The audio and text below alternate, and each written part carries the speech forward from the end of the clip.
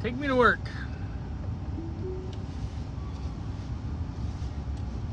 Morning, good morning, good morning. How's it going? Just heading to work today on a Monday. Got a sales meeting with my contracting business. So, should be interesting. We got a lot of big things coming up here. Been struggling, honestly, for the last three or 4 years. More like 3 years. Made some mistakes with some old sales reps, made some mistakes with the manager, made mistakes where I kind of stepped away from the business a little too much. Thought I was going to retire, semi-retire, and just be a consultant to the company, but that didn't work out. And it went to shit. So it wasn't ready. Maybe I wasn't ready, whatever. So now I'm back, focused. Got the team focused. We got some big things coming up. Sorry, the sun's in here. It's a big windshield. Some big things coming up. We're getting into a warehouse store.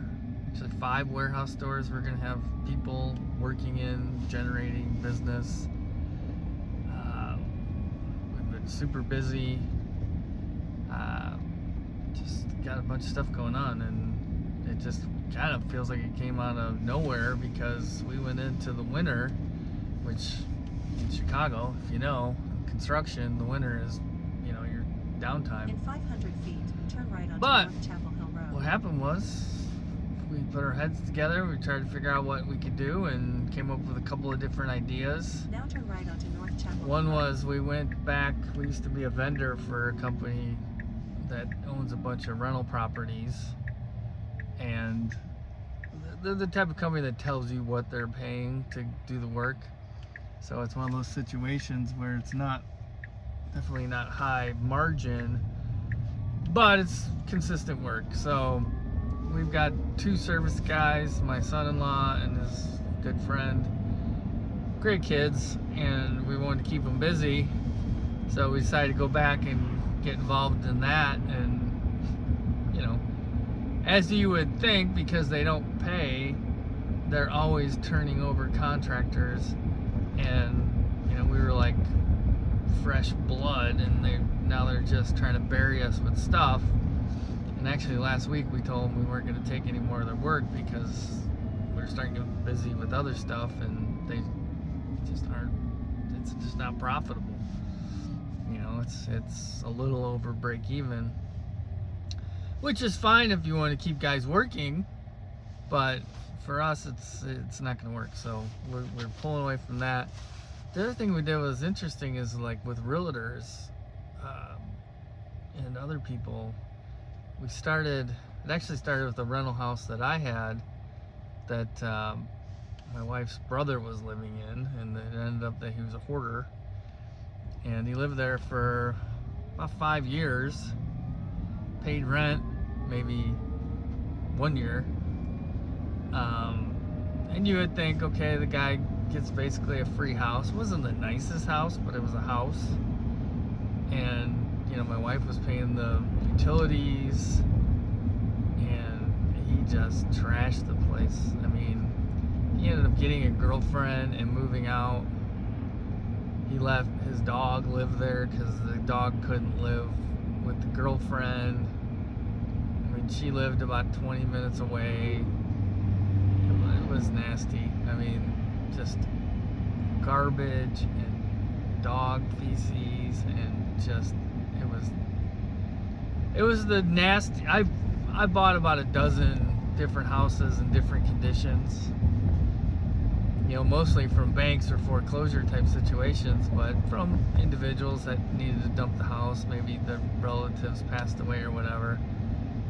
Never anything like this though. It was just disgusting. But anyways, we cleaned it out, we rehabbed it, we did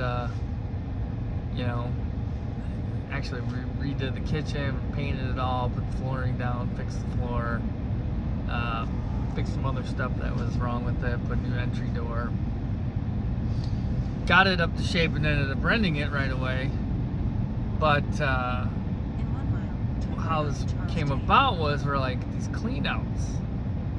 And And then a realtor friend of ours came to us and said, you know, do you guys do clean outs or handyman service for realtors? Which would be like the realtor walks through a house that they're going to list. They see this, and the other thing needs to get done. We would go in there, we quote it, we do it all, and they'd either pay for it now, or we could make a deal where we would actually collect our money at the closing. So she was telling my wife about this because they're in the same networking group, and so we said, well, let's try it. So that realtor actually had a relative that had moved to Florida, her mom, I think, and then her neighbor, also had a house that needed some garbage picked up, so that was our first job. And then we went and we kind of marketed it a little bit, met with some realtors. Everyone thought it was the greatest idea ever, and it never really popped. There wasn't anybody calling us. I mean, that was probably January we were doing that. It's March now, end of March. So we're like, well, whatever, we'll see what comes of it. And then all of a sudden last week we get 2 calls from 2 different realtors that both have clean outs to do. And we're like, look at this. So, and on the contracting side, the siding and windows and everything were really picked up. We had a bunch of backlog from last year carrying over. Customers are calling, we're giving a lot of quotes, so I'm anticipating that's gonna pop. And really my tech guys, my service guys, the guys that would do the clean outs and all that stuff, they also act as project managers, so they stop by jobs, make sure they have the material, make sure they're doing everything right, quality control stuff. So we're kind of in this flux, trying to figure out exactly what we're going to do. Then we're going to get in these big box stores, and we have to man them, so we have to find more people. It's this whole big situation. And you know, I guess the moral of the story is the contracting business hasn't been doing well. It's really been suffering, to be honest with you. It hasn't made money. I haven't taken any money out of that business. You know, I used to get a salary is what I would get, and I haven't gotten a salary. Maybe I got 2 months last year. I went back on salary and then I went off. Still not on yet. My wife usually gets a salary. She's the general manager. She's not on salary right now because there's just not money. You have to build things back up and get back going. So hopefully that's gonna happen and we'll get better. But the moral of the story is, if you focus, you know, good things will come. You know, and I'll keep you guys up on what exactly is going on with it and the progress we're making, or if we're going out of business. But either way, you know, we've got the whole team focused, the sales team, the service guys, production. We just got to get over that hump and get things rolling here. And I think once we do, the biggest problem is going to be dealing with the growth, because you're talking about 5 warehouse stores that we're going to have a person in. They give us a quota of 7 to 10 leads a week they want onto each store, and that's the minimum. So let's say we did 7 times 5, that's 35 different appointments, potential appointments. You know, we have 4 sales guys, plus what we've already got being generated. It really it can be a lot. And then what happens if they just start selling everything? Then we'll have a backlog of business. Then the problem is finding installers to do the work. And then Chicago just had a big hailstorm. So every time there's a hailstorm, all the contractors get pulled into that area. Guys from out of town, I've seen guys from Florida posting on social media about the storm, and they came up. people from all over the country will flock to the storm because the hail was so big and did so much damage. And then what happens is they don't care. They just want to get in. They'll spend 6-8 months here till next winter maybe. They'll try to get as much work done as they can, and then they're gone. And so those homeowners that use these out-of-state guys, you know, buyer beware. They're not going to warranty if there's issues. And then what these guys do is they just hire a bunch of subcontractors. They bring them in. The subcontractors don't care. They just do the work as fast as they can.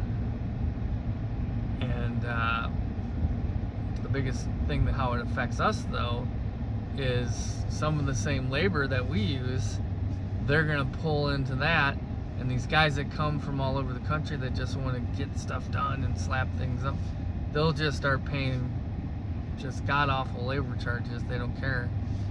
And then what happens is once this labor goes up, it doesn't go down. So then we have to adjust our pricing, and it's just this whole cycle. To be honest with you, we do the storm work. We don't chase storms. Like if a storm hits our town, we will work that and help homeowners, you know, with their insurance claims. But I'll be honest with you, I wish it would just go away. It's just, there's a lot of bad things about it, and not very many good people get involved in that business, to be honest with you. So, but anyways, the moral of the story is keep your head down, focus, get your mind right, get your team, your family, friends, whoever you need to get in alignment with you, and focus on one goal. And our goal at, you know, the contracting business is just to grow by doing the best we can for our customers, doing the best work that we can. And that's kind of like always been my philosophy. So I think that's pretty much all I got for today. Hopefully, you know, whatever you're doing, this helped you in some way. And maybe, you know, my life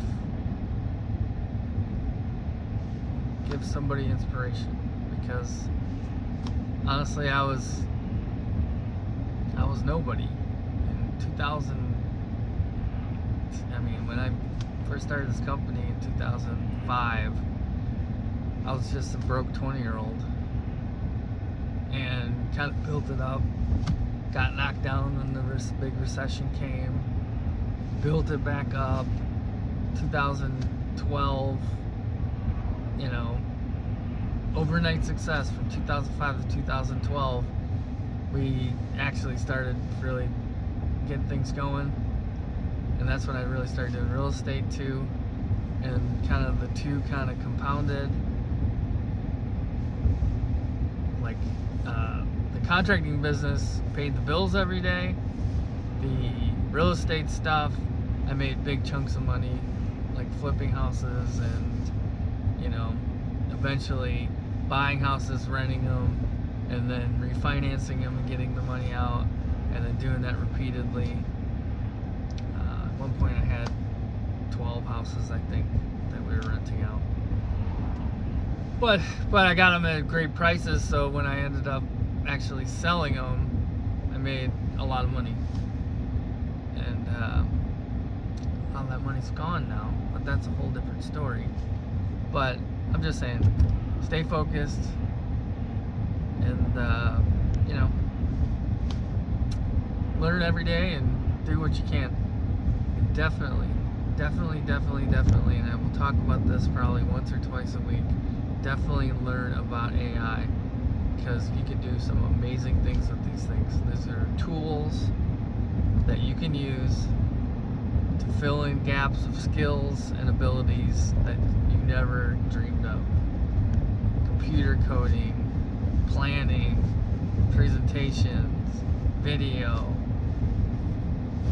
everything. I mean, it's amazing. So, well, have a good day, and I will see you later.